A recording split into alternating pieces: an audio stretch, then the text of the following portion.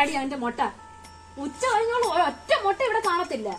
എടി എന്റെ വീട്ടിൽ കറിയില്ലാത്തോണ്ട് അറിയാതെ കറിയില്ലെങ്കിൽ നീ ഇവിടുത്തെ അവിടെ അവള് എവിടുത്തെ ആളായ കോഴിക്കുട്ടി അറിയാതെ വന്ന് നോക്കിയാൽ അവിടെ ഒരു ഷോ ഇതും കൂടെ അറിഞ്ഞു. എന്റെ വീട്ടിലാണെ 15 മുട്ട നിന്റെ കോഴികൾ ഇട്ടത് കൊണ്ട് എന്റെ പിള്ളേർ സ്കൂളിൽ കൊണ്ടുപോകുന്നതും വൈകിട്ട് വറുത്ത് കൊടുക്കുന്നതും എല്ലാം നിന്റെ മുട്ടയാ.